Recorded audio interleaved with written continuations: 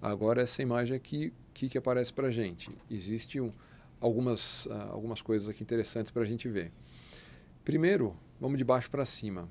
Em L5S1, o disco aqui está completamente serrilhado e extremamente achatado. Então, existe uma doença discal, degenerativa discal muito antiga. Existem as alterações de Modic, nós vamos ver nos diapositivos a seguir, que são esses halos brancos aqui. Isso é uma zona de hipercaptação. Fala a favor de que existe uma pressão maior nessa interface do platô de L5 com o disco de L5S1 e no platô de S1 com esse mesmo disco. Então, existe uma zona de hipercaptação e é natural que haja, porque é essa hiperpressão que levou a esse achatamento grande do disco. Então, visualmente, a gente já consegue tirar isso dessa ressonância magnética aqui no córtex sagital. Só que não é esse o motivo pelo qual essa imagem foi trazida. No disco acima, L4 ou L5, é um disco desidratado, é um disco mais pretinho, existe até uma certa listese, mas essa listese, esse escorregamento não é importante. Mas se nós formos seguindo de cima para baixo o canal vertebral, na hora que ele chega aqui, a hora que tem uma substância aqui bloqueando esse canal, fazendo um estreitamento de canal. E se nós formos avaliar essa substância, ela tem um halo pretinho e o interior é mais claro. Então, o que é algo que tem uma capa, né, uma bexiguinha e o interior algo mais fluido, branco dentro? Nós costumamos chamar de cisto. Né?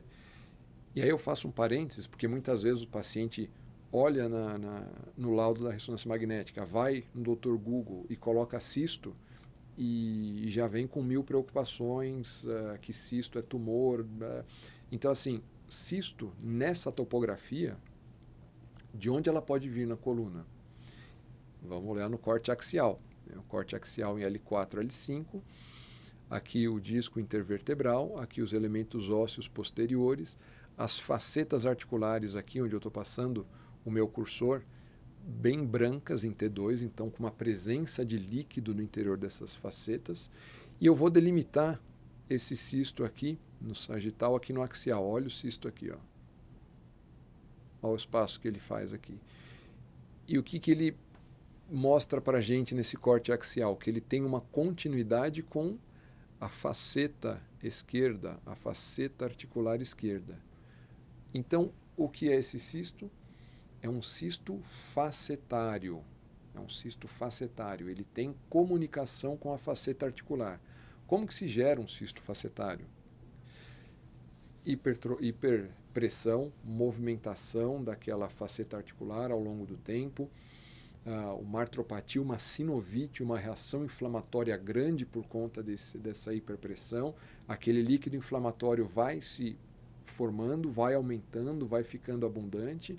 Aquela cápsula que segura o líquido sinovial começa a se deformar, vai para uma região de menor resistência, que pode ser para o interior do canal, como no caso desse paciente em questão, pode ser para fora do canal, que se isso acontecer, o paciente vai ter sorte, porque não vai ter repercussão neurológica, mas ela vai se incistando, a cápsula vai entrando, líquido vai ficando lá dentro, e para efeitos de sintoma, para efeitos diagnósticos, para efeitos de exame físico desse paciente, ele vai apresentar um quadro de estenose, de estreitamento de canal. Mas não é um estreitamento de canal às custas de um deslizamento, de uma listese, às custas do deslocamento do disco ou de artrose. É às custas de um cisto que ocupa o interior do canal. Ele pode comprimir tanto o forame, a saída aqui das raízes nervosas, quanto o interior do canal também. Esse cisto que tem um aspecto mais líquido no interior, né, fazendo um parênteses da parte da anatomia radiológica, entrando um pouco na parte terapêutica, existe a possibilidade de tratá-lo de forma minimamente invasiva, através de procedimentos guiados, através de um bloqueio facetário. O que é um bloqueio facetário? Eu coloco uma cânula no interior dessa articulação, guiada por radioscopia, guiada por aquele braço em C, aquela câmera de raio-x em tempo real. Então eu consigo colocar uma cânula no interior dessa articulação e, sob visualização em tempo real, eu vou injetando contraste. Contraste é um líquido opaco ao raio-x.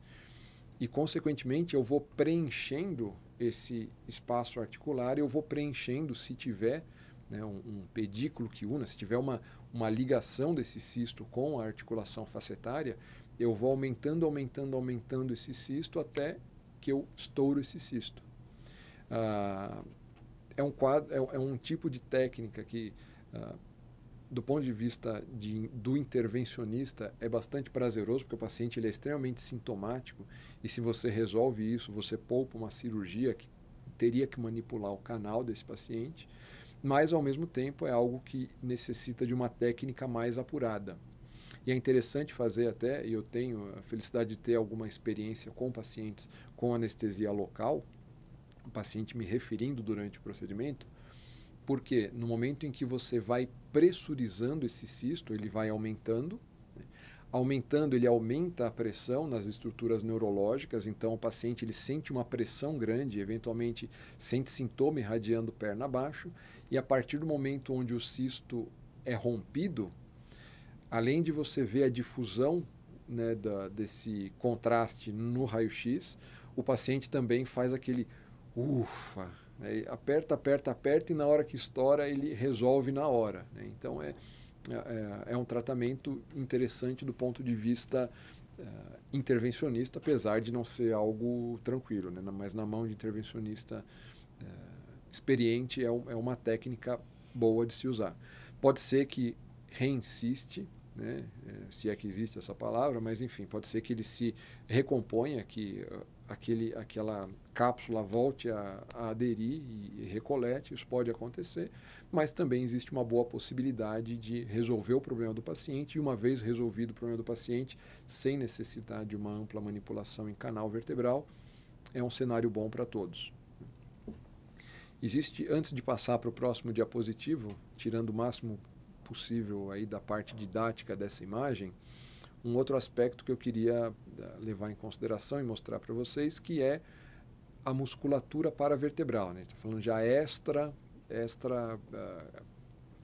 hardware da coluna, extra estruturas ósseas.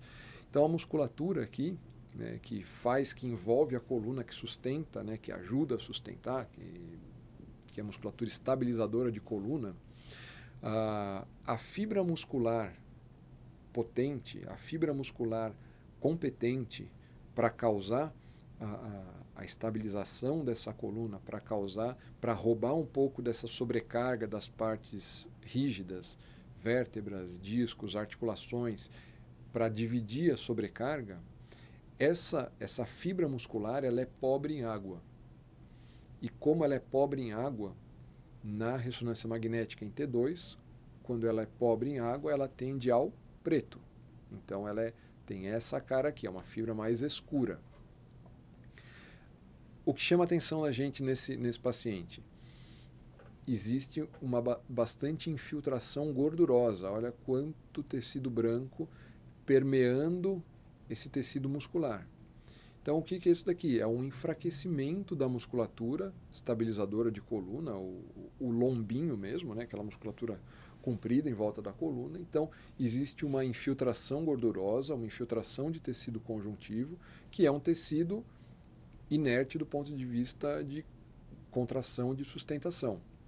Então, muito provavelmente esse enfraquecimento, certamente trata-se de um paciente sedentário, existe esse enfraquecimento, havendo enfraquecimento da musculatura, a parte óssea, a parte rígida, a parte articular, a parte discal fica mais sujeita ao estresse mecânico. Com isso, olhando de volta aqui na esquerda, a doença degenerativa discal, né, a desidratação, a doença degenerativa discal, o achatamento, a deformidade, e também essa movimentação, essa microinstabilidade de uma faceta articular em relação à outra, ocasionando o aumento da inflamação, ocasionando a sinovite e propiciando esse quadro de artropatia avançada com um cisto facetário, dando uma repercussão neurológica como uma estenose, como um estreitamento de canal.